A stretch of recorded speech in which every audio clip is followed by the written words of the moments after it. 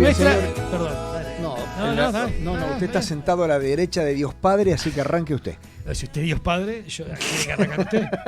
Nuestra invitada de hoy se desempeñó en el ámbito empresarial, básicamente como emprendedora. Se especializó además como paisajista independiente y como propietaria de un vivero. Desde 1984 militó en el Partido Nacional junto a Jorge Larrañaga y el senador Jorge Gandini. Formó parte del movimiento Un Solo Uruguay hasta que en 2018 se incorporó al grupo que terminaría fundando Cabildo Abierto, donde fue su primera vicepresidente. Desde julio del año 2020 es directora del Banco de Previsión Social. Bienvenida a Dato y Relato, Araceli Desiderio, gracias por acompañarnos. Bueno, un gusto Esteban, un gusto Fernando. ¿Le dijiste la verdad de por qué la llamamos? Nos queremos jubilar. Queremos averiguar. Ya hicimos una lista de toda la radio, todos los que quieren jubilarse, dijimos, tenemos que traer a alguien del BPS para hacer el trámite rápido. Bueno, lo único que necesito de ustedes es su número de Saber cédula. si trabajaron. No, su número de cédula y yo con eso Sí. me entero de todo. Y te digo, qué peligro, ¿no? Porque tiene una base de datos donde está todo, ¿no? Sí, creo que la base de datos debe ser una de las más importantes. Por eso. En este ¿no? momento, Está porque todo. incluso siempre tenemos consultas de, bueno, sin duda que de otros entes, pero incluso de fiscalía. Ajá. ¿De fiscalía? Sí, siempre ¿Qué, hay qué, consultas. qué puede preguntar fiscalía? Si trabajó alguna vez. Tenemos acá un Pero, detenido, ¿y qué a ver si importa laburó eso, algún día. fiscalía? No, bueno, hubo una vez Che, un, buena ca- un persona caso trabajó. un caso muy triste que no lo voy a relatar Sí. ahora, pero sí se nos pidió información. Era a raíz de un hogar de ancianos medio trucho, digamos, Sí, ¿no? sí, sí. Un hogar muy regular. Ajá. Sí se nos pidió Claro, información. claro. Antes de meternos, y no está en la presentación, antes de meternos en la conversación contigo, está bueno, primero aclarar que de política mucho no podés hablar porque tu cargo te inhibe de hacer comentarios políticos, e incluso decíamos con Fernando más temprano, corregime si estoy equivocado, estás en uno de esos puestos que por más que vos renuncies mañana, no podés ser candidata a nada, ¿no? Te Claro. lo impide la Constitución. Sí, la Constitución me impide, tengo inhibido el próximo periodo, recién en el siguiente Ahí sería está. que puedo postularme a algo. Es una de las preguntas que todo el mundo me dice, pero ¿y por qué no te das de baja ya y entras en estas próximas? Porque no se No puede. tiene ningún sentido No darme de podrías. baja ahora porque Claro. igual no podría. Eso ya lo sabías cuando asumiste el cargo. me Cuando imagino. asumí ya lo sabía, sí. Y para una persona que viene del ámbito político, vos decíamos recién, militante anteriormente del Partido Nacional, después de Cabildo Abierto, ¿cómo se hace? Debe ser compleja la decisión, ¿no? Mirá, te ofrezco este cargo para que vos trabajes por el país, etcétera, pero No puedes hacer más nada. por 10 años no hace más nada. Claro. ¿Te llevó a pensar acepto o no acepto? Lo pensé, tal vez si hubiera sido un cargo ofrecido en la época que era militante del Partido Nacional, hubiera dicho que no, porque yo hubiera querido seguir militando. En este caso, siento la responsabilidad de que tengo que representar a mi partido, a Cabildo, que lo siento como un hijo, y en cualquier lugar que yo vaya a estar de Cabildo me voy a sentir bien y sé que estoy cumpliendo con lo que dije en principio de la forma que se forma el partido. Deberían ser este tipo de organismos que prohíben eso. ¿Hay algún otro, además del BPS, de ese tipo? Así que laburás ahí, no podés hacerlo. Creo que la Corte Electoral. Sí, la Corte ¿no? Electoral creo que es uno. Tribunal de Cuentas. Debería Bueno, por el- ejemplo, INISA no, porque la Presidente renunció ahora para poder Para formar dedicarse. parte. Sí, el INAU tampoco. No debiera No ser sé si UTE. la No, remuneración. las empresas no. Las empresas La no. remuneración no debiera ser especial, teniendo en cuenta que después te atan un montón de manos. Sí, Digo, a bueno, ver, pero no, la esa persona parte acepta- nadie la ha pensado, ¿no? Claro, la persona acepta o no acepta, eso está claro. Claro. Pero si mucha gente dijera que no, sabiendo eso otro, capaz que tenían que compensarlo de otra manera. ¿Sabes ¿no? qué? A veces se nos hace difícil a la hora de trabajar, porque no es que uno pretenda salir a militar y hacer un discurso de barricada, pero claro, uno es un actor político, tiene un cargo político y yo casi que tengo prohibido decir de qué partido soy. Claro. O sea, es eso, ¿no? Sí, sí. Que se nos complica realmente. Es más, dentro del directorio en sí, Ujú. tenemos un sector, digamos, que son los directores políticos, Sí. que somos coalición, y después Ujú. están los otros directores que son Trabajadores, los que, jubilados. claro, etcétera. los que fueron elegidos Exacto. por la ciudadanía, ¿no? Exacto. Y entonces, claro, ellos como que en parte pueden hacer Ellos política pueden. y nosotros no. Entonces Claro. siempre estamos en eso, Claro. esa diferencia. Y nosotros que somos los políticos somos los más tranquilos. La reforma de la seguridad social, les da en la práctica, en el día a día, más trabajo? Digo porque, por ejemplo, sí, había gente que estaba trabajando y que ahora sabe, desde que se aprobó sabe que además de trabajar puede jubilarse. Es una avalancha de gente que está consultando, que está preguntando. Nosotros realmente estábamos esperando que el 1 de agosto nos viniera realmente una avalancha. Una avalancha. En principio estábamos preparados para ello, pero no fue tal la avalancha. ¿Ah, no? O sea, sí, hubo mucha gente que se presentó, consultó, algunos no podían, otros sí. Hay que ver caso por caso, es lo que siempre les digo. No es que cualquiera puede, porque depende de lo que hayas hecho. O sea, no es muy unánime para todos. En el caso de la mayoría que se presentaban, no podían ejercer. No podían lograr la jubilación. Claro. Pero por otro lado, mucha gente que tenía, eso lo digo porque casos de gente que está trabajando con nosotros que habían dejado stand-by su jubilación para poder trabajar por algún cargo del partido. Uh-huh. En esos casos sí, algunos pudieron volver a su jubilación y mantener el trabajo que estaban haciendo. Sí. O sea, depende de cada caso, hay que mirarlo. Exacto. No se puede hablar en general. Porque no está bueno generalizar. No es, si trabajás podés al mismo tiempo jubilarte. Depende un montón de cosas. Claro. Sí, tal cual. ¿Extrañás la militancia? Porque militaste en el Partido Nacional, en Un Solo Uruguay, después en Cabildo Abierto. Sí, como que tengo trayectoria de haber militado, es más, tengo trayectoria familiar de que militaban. Ya, bueno, mi padre tuvo una lista, era en el Partido Nacional, mi madre también siempre trabajaban juntos en el movimiento de la Juventud Agraria. O sea, como que hubo ya en la familia antecedentes. Extraño sí, por ejemplo, en cantidad de reuniones que hay, no poder ir, no poder acercarme a los locales, uh-huh. Porque a veces, bueno, se puede sospechar que estoy haciendo algún acto o algo. Sí. O sea, es eso, ¿no? Que bueno, pero ahora se viene la campaña, no vas a poder ni repartir listas, ni participar de actos, no pude hacerlo, ni mucho menos dar discursos. Claro, no, eso nada, menos absolutamente. Que nada. No pude hacer ni cuando era por las intendencias, no nada. Claro. ¿Por qué dejaste el Partido Nacional? Bueno, el Partido Nacional, o sea, el ser blanco uno lo lleva adentro. Así que seguís siendo blanca. Es un sentimiento, ¿no? Como decir, bueno, sigo siendo de Nacional. ¿Cómo? Eso no lo cambio, soy de Nacional, sí. Esa parte no la cambio. No estaba eso. No estaba en el currículum. En el currículum. No, claro que el sentimiento ese uno lo tiene, pero también uno tiene un compromiso de querer cambiar cosas, de hacer. Y dentro del Partido Nacional, tal vez porque sea un partido muy viejo y con mucha gente, yo me di cuenta que no había un espacio real para mí. Sí, para mí no encontré nunca mi espacio, a pesar de que pasé muy bien tiempos que milité junto, por ejemplo, bueno, con Larrañaga o con Jorge Gandini. Uh-huh. O sea, y me siento muy cómoda con Jorge Gandini actualmente. Uh-huh. Pero me di cuenta que no podía dar más de lo que estaba haciendo. O sea, no llegaba a nada. Uh-huh. Y que era necesario, por lo menos para mí, hacer algo más. Uh-huh. Y bueno, ahí fue que surgió todo esto. Y pasaste a Un Solo Uruguay primero. Bueno, no, eso no es que como un reclamo, Solo Uruguay. ¿No? Estabas al mismo tiempo. Uruguay estuve al mismo tiempo. Claro. Por ejemplo, ahí ya fui haciendo entrenamiento, porque Un Solo Uruguay no podías hablar de política. Claro. Entonces, como que ahí ya fui practicando, o sea, sin saberlo, que me iba a pasar eso después. Era un lugar donde se decía, no, acá somos todos de todos los partidos, aunque bueno, hay una gran mayoría blancos, porque sabemos que la gran mayoría son blancos. Pero bueno, no se hablaba de política, nada.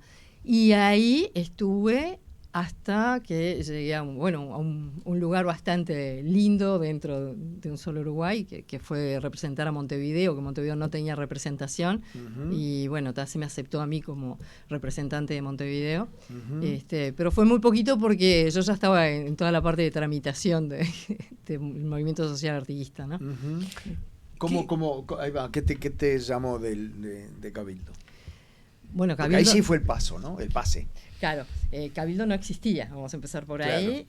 Lo que sí me llamó fue ese grupo de gente que nos empezamos a formar, muchos que salieron de Un Solo Uruguay, uh-huh. muchos de relaciones de conocidos de forma independiente. Uh-huh. Y bueno, estaban todos más o menos con la misma postura que yo. ¿Qué se puede hacer? Porque donde estamos todos en diferentes lugares, Sí, sí. ninguno podía hacer nada.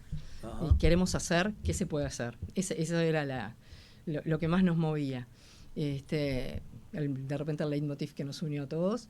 Y bueno, en un momento surge decir, bueno, capaz que podemos intentar algo dentro de la esfera política, de formar algo donde sí se pueda hablar de política. Y bueno, empezamos a tantear a ver cuáles podían ser las situaciones, y en forma muy económica a través de WhatsApp, porque era todo nuestro gran capital. Claro. Que a veces uno lo dice y dice, no, mentira, porque a alguien les daría plata para poder haber formado todo lo que formaron. No, la verdad que se empezó así, a fuerza de WhatsApp, de grupos, tender redes. Claro. Y rápidamente nos dimos cuenta que llegábamos a todo el territorio. El primer cargo público que ocupás es este. Es este. Y medio de sorpresa, sí, que llegó medio, ¿no? Sí, porque en realidad yo soy suplente de Irene Moreira en el Senado. Uh-huh.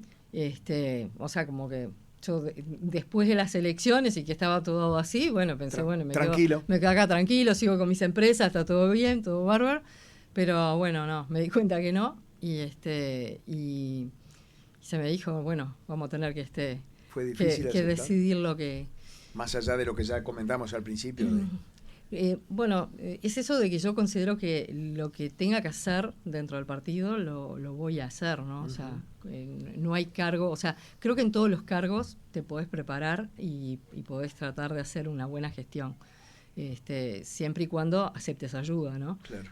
Yo conformé un equipo muy lindo dentro de BPS, o sea, cuando me toca ir a BPS, se me hace difícil en principio, sí, conseguir mi gente. ¿Por qué? Porque yo me di cuenta que yo de BPS no tenía una información muy, muy importante. Sí, de entrada tuve a quien fuera mi asesor, que era una persona que lo conocía de años atrás, que había sido empleado, funcionario de BPS, un abogado, que muchos de los puntos neurálgicos de BPS habían sido redactados por él. Uh-huh. Y de entrada me dijo, no te preocupes que yo te apoyo. Y bueno, él ya se quedó, fue el primero que ingresó a mi equipo. Lamentablemente lo perdí en la pandemia. Mi despacho fue un despacho que estuvo diezmado. Él falleció, después tuve 2 que tuvieron COVID, todas las familias, todo. Yo seguí trabajando todos los días ahí al pie, nunca me pasó nada. Mirá. Es más, soy de los que sospecho que capaz que lo tuve y no me enteré. Y no te enteraste. Que a mucha gente le pasó. ¿Qué le pasó? Araceli, ¿cuál es el rol de un director de BPS político, como es tu caso?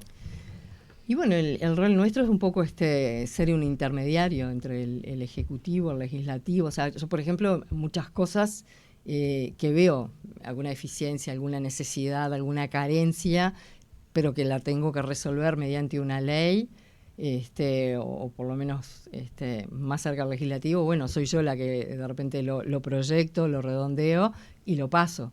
Ese podría ser un rol de intermediación. Uh-huh. Después, bueno, dentro de BPS, por supuesto que nos apoyamos muchísimo en los gerentes. Yo siempre lo cuento, es como anécdota, pero apenas ingresé a BPS, que ingresamos 2 directoras, porque el presidente ya estaba, que el presidente era funcionario de BPS en ese momento, Hugo Dicio. Hugo Dicio nos ayudó muchísimo porque enseguida nos puso muy al tanto de lo que era BPS. Y no es fácil, no es fácil, porque BPS todo el mundo me dice, ay, qué horrible, jubilaciones. Jubilaciones es lo que menos hay. Claro, BPS tiene de todo. Exacto. Es la seguridad social realmente. Exacto. Entonces, bueno, ahí nos prepararon realmente, que nos hacían charlas, cada uno de los gerentes, de acuerdo a su sector. Me acuerdo que lo primero que decían es, bueno, yo soy funcionario de BPS desde hace 35 años, desde hace 40 años, desde hace 45. Y yo pretendo entender BPS en 4 horas que hace que estoy acá adentro. Claro. Entonces, como que eso, bueno, ya me dio un poco, si bien noté mis carencias, pero de soltura y saber que contaba con ellos. Y bueno, ya con el tiempo que hace que estoy, que no es mucho, pero bueno, ya es más de la mitad del periodo que voy a estar, aprendí, me basé en la experiencia de ellos, en las cosas que vimos, las cosas que pudimos intercambiar, decir, bueno, esto así me parece que no, capaz que si vemos de cambiarlo. O sea, esa gestión se puede hacer, sí, es bien gestionar. ¿Y qué te cambió la imagen del BPS que tenías de afuera, que es la que podemos tener todos nosotros los uruguayos, al estar adentro? ¿Te cambió algo la imagen que tenías? Bueno, sin duda. A ver, O sea, me siento ahora con la camiseta de BPS. Antes iba a asumir un cargo dentro de un organismo, que podía haber sido cualquiera.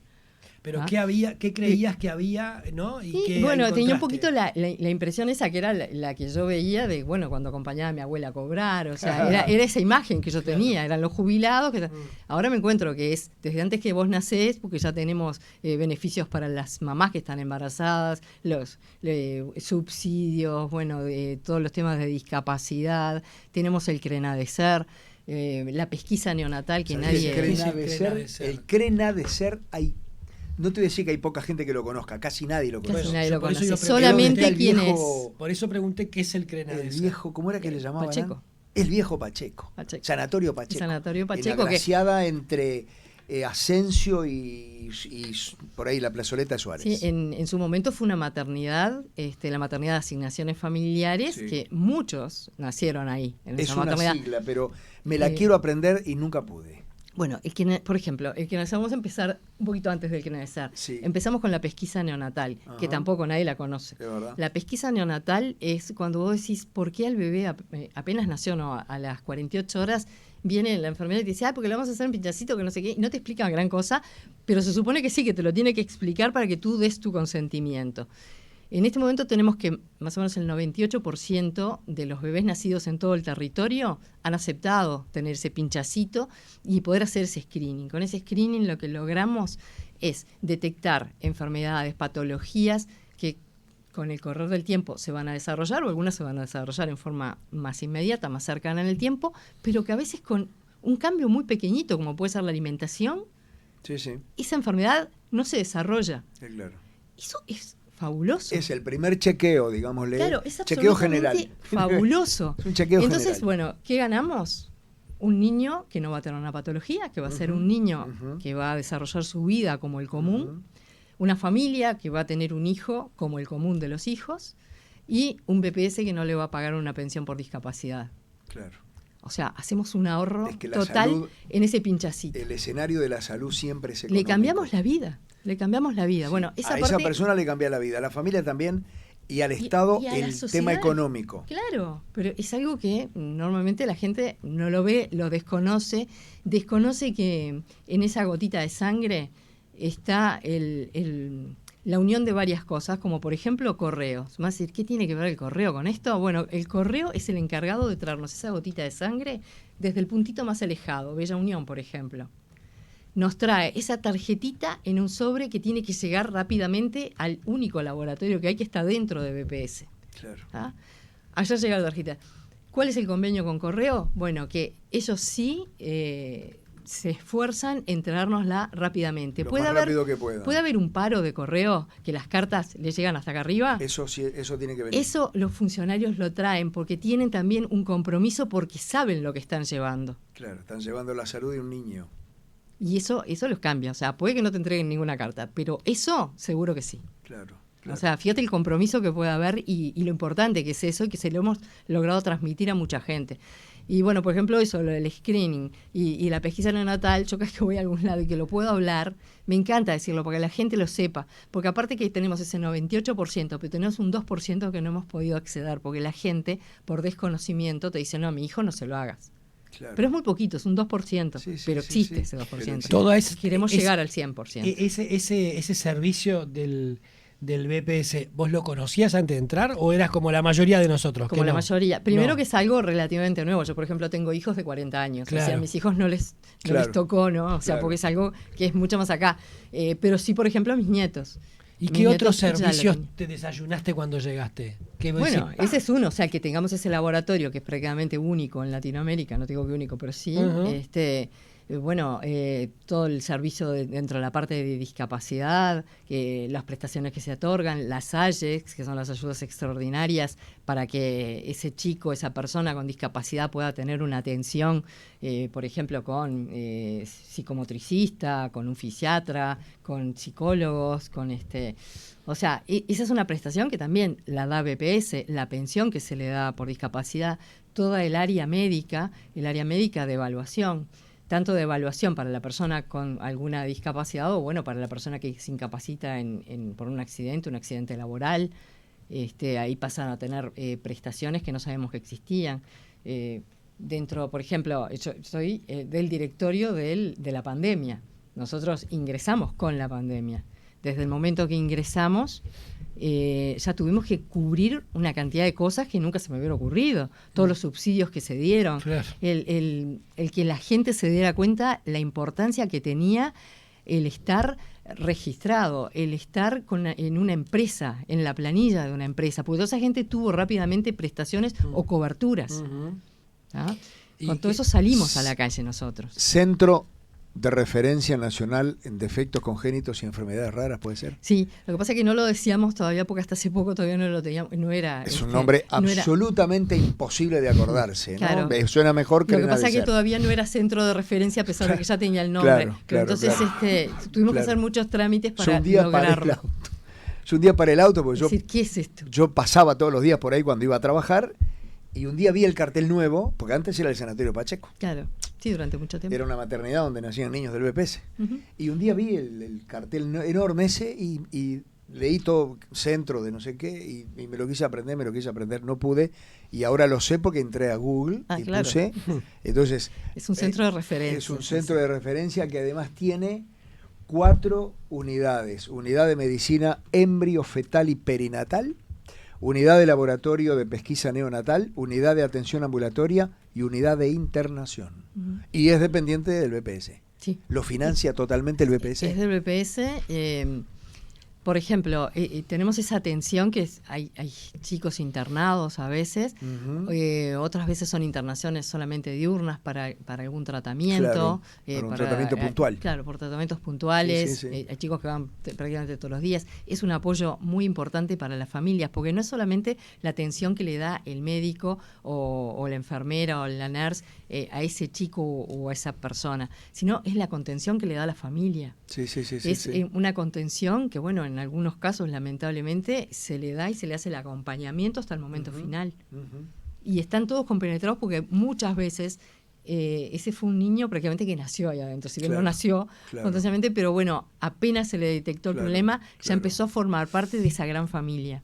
Araceli, ¿qué cambios ha habido de este directorio de la coalición multicolor republicana a la forma en que el Frente Amplio llevaba adelante el BPS, si es que hubo? Bueno, cambios han habido, no sé si es por la forma de llevarlo o como fuera, porque por ejemplo hay 2 de los directores que están formando parte del directorio que ya estaban en el gobierno anterior. Con ellos estamos trabajando pero muy la coalición bien. Tiene mayoría, ¿no? Son la 5. coalición, somos 4. 4. La coalición es el presidente, el vicepresidente, que son del Partido Nacional, y después hay 2 directores, Partido Colorado y Cabildo Abierto. Bien. Esa es la coalición que tenemos ahí adentro. Bien. Pero lo cual no quita que estamos en muy buena relación. Por ejemplo, que a veces gente me dice, pero justamente es algo medio opuesto contigo, el director que es por los trabajadores. Que responde más que nada al Pizzenete.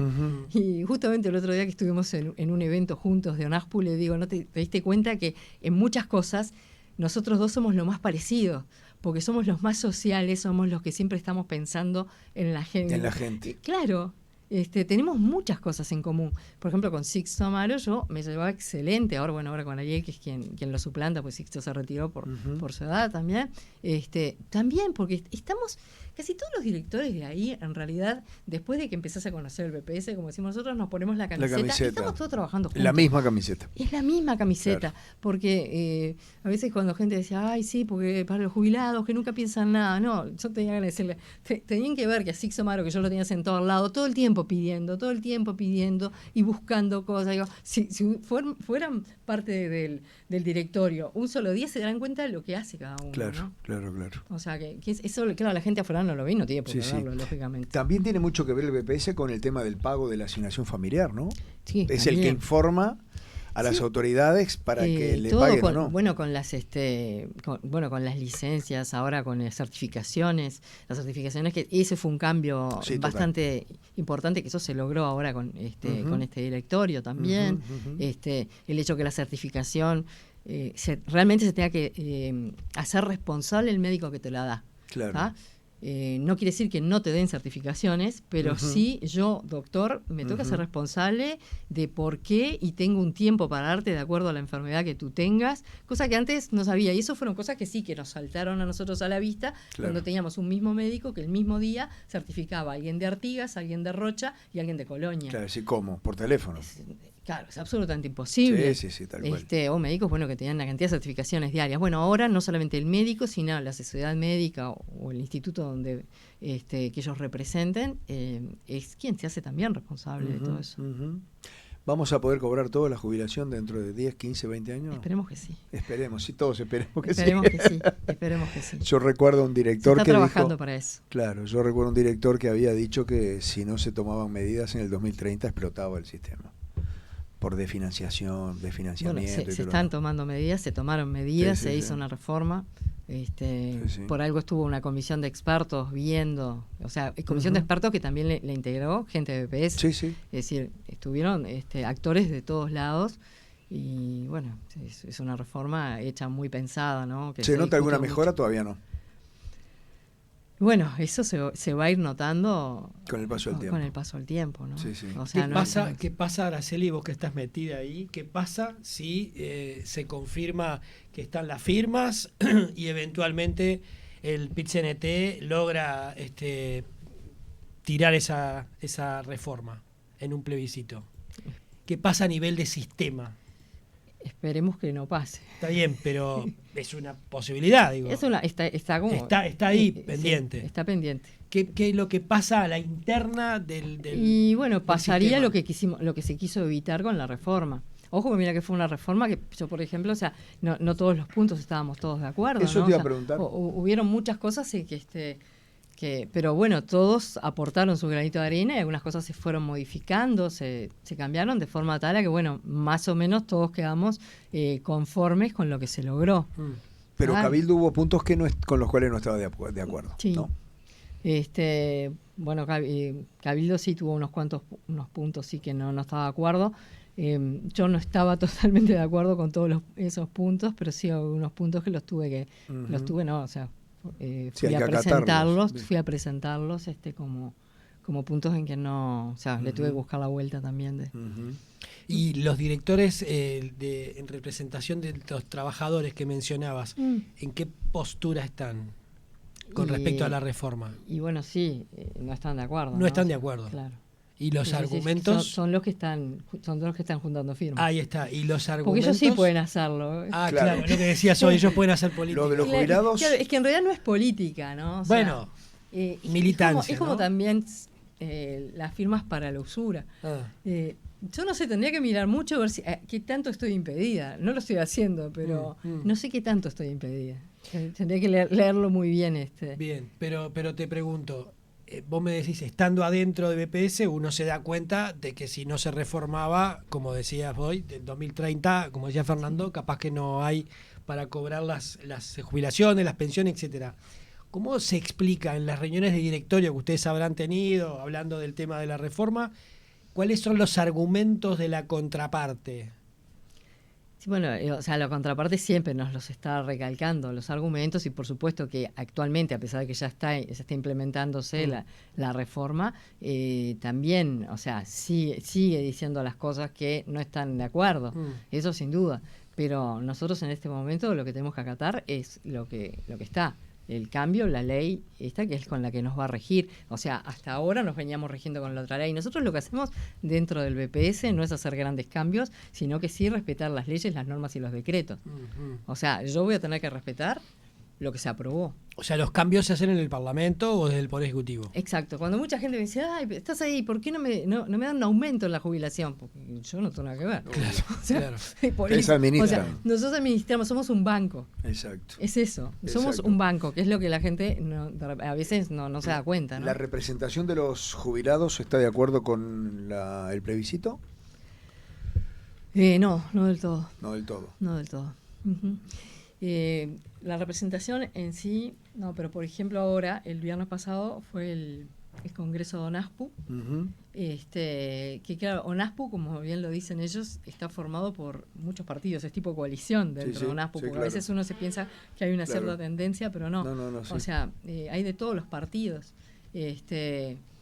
Y algunos se sienten representados y otros no. Y eso creo que fue en parte una de las grandes discusiones que hubo en ese. Si bien yo no participé, pero sí estuve invitada para el cierre final, digamos. Claro. Porque no tengo nada que ver con UNASPU, ¿no? Pero sí se me invitó para que estuviera y estuve con ellos. Y bueno, lo que me dijeron fue eso, que hubieron grandes discusiones. Se aprobó una canasta para fin de año para algunos pasivos, ¿no? Para algunos jubilados. Sí. O sea, las canastas es la canasta que se aprueba siempre. Simplemente que este año, por ser previo año electoral, aprobamos ahora la de ahora y la de 2023. Claro, o sea, ya está. 2024. O sea, pueden estar todos los jubilados tranquilos que ya van a tener la canasta de este año y la del año que viene. Sí, eso sí, sin duda. Bien. Sí, eso ya está aprobado. Araceli Desiderio, directora del BPS, gracias por acompañarnos, ha sido un gusto. Un gusto para mí haber estado con ustedes. Te manda saludos Guillermo Silva, que también tiene la conducción en ¿También esta quiere radio. ¿Jubilarse por eso? No sé. No, le manda saludos capaz que para después pedirle jubilación. Creo que ya está jubilado. Ya está jubilado. Guillermo ya sigue laburando. No lo jubilé yo, él ya estaba jubilado. Te manda saludos porque condujeron juntos un programa hace unos años, ¿no? En Oriental. Condujimos el programa de Cabildo Abierto desde el partido. En ese momento no tenía ni visión, podía hablar. Y bueno, claro, dentro de las cosas económicas que podíamos hacer fue conseguir ese espacio. Dijimos, con eso es con lo que vamos a tener que dar a conocer el partido. Y entonces yo estaba sumamente tranquila porque Guillermo Silva era el que tenía la experiencia en radio. Ella había tenido una audición en Radio María. Y entonces dije, bueno, ya, tranquila, porque Guillermo se va a encargar de la radio. Resulta que Guillermo me dice, bueno, pero necesito una voz femenina. Le digo, bárbaro. Miré para todos lados, yo era la única mujer, que así que bueno, allá marché a la radio. Que yo estoy buscando lo mismo acá para sacar a Esteban. ¿Una voz femenina? Sí, una voz femenina en lugar de Esteban Dionis. Viste que tiene voz finita. Por ahora estoy en BPS. Es para evitar que yo le diga, vos necesitamos una voz femenina acá. No sé por qué es eso, pero casi todos los programas tienen. Incluso ahora hasta los deportivos, que antes se daba que eran más bien. La voz de la mujer, ojo que el tema de la mujer en radio no tiene que ver con lo paritario porque hace muchísimos años que la primera mujer que salió en un informativo de radio, Cecilia Prieto, en Radio Sarandí, año 80 y algo. ¿Antes que Cristina Morán? Informativo. Cristina Morán no trabajaba en informativo. Cristina creo que no fue una de las primeras voces la primera, mujer, fue la primera mujer. La primera voz, claro, la pero primera no informativo. No en informativo.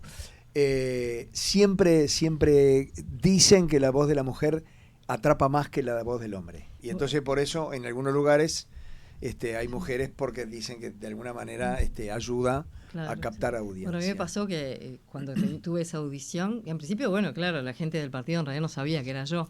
Y todos decían, ¿pero quién es? ¿Quién es? Soy yo. Una figurita, la difícil, la sellada.